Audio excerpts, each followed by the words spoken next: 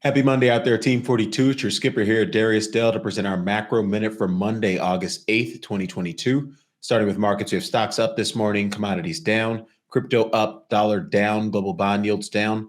Market moving headlines. So we have forward guidance is alive and well.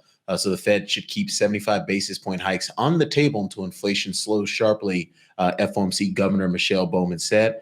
Mary Daly was also out this weekend on CBS saying the FOMC is quote unquote far from done tightening.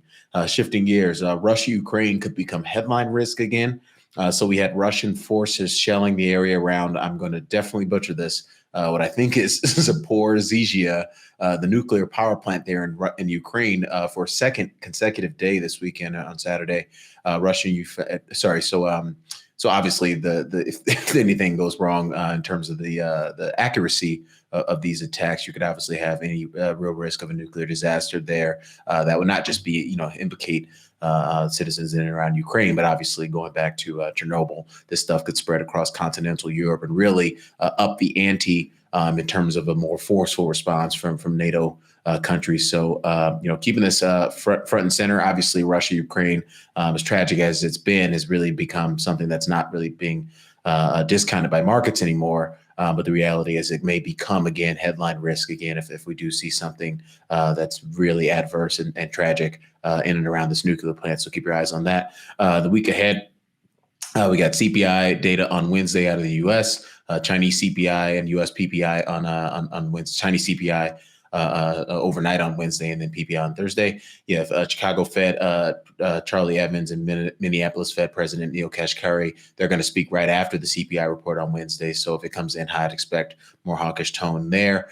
U.S. PPI, got that. And then for San Francisco Fed, Mary Daly will be out after the U.S. PPI report on Thursday. So basically getting a compendium of Fed speakers right after these inflation reports. They're all playing triage at the moment. And then lastly, we get the University of Michigan Consumer Sentiment Report out on Friday, I think, for the month of for the preliminary report for the month of August.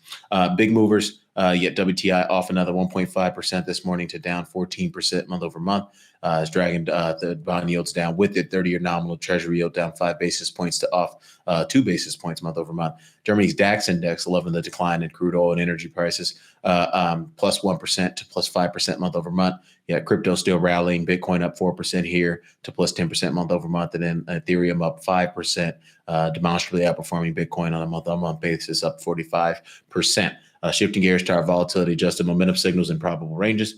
U.S. dollar index, that is bullish FAMs. You got about 0.6% of downside versus 1.9% of upside there. Gold bearish FAMs still overbought. 10-year nominal Treasury yield, that is neutral VAMs. Got about 28 basis points of downside, 25 basis points of upside. So a fair fight there. High yield credit spreads, neutral VAMs. Got about 15 basis points of downside, 63 basis points of upside there. S&P 500, that is neutral VAMs. 0.9% upside, 5.9% of downside. VIX, bearish VAMs, still in the middle of its probable range there. NASDAQ 100, neutral VAMs, got 1% upside, 9% of downside. Russell 2000, neutral VAMs, 0.6% upside, 7% of downside there. Bitcoin, bearish VAMs, overbought. Ethereum, bearish VAMs, overbought. Shanghai Composite, neutral VAMs. You got about sort of a fair fight there in the middle of its range. WTI crude oil, neutral VAMs, 2% downside versus 18% upside there. And then ag, bearish VAMs, got about 1.5% of upside versus 6.3% of downside. And then lastly, industrial metals, bearish VAMs, overbought. So with that, Darius Dale presenting our macro minute for Monday, August 8th, 2022. Best of luck out there this week. Catch you back here tomorrow. Cheers.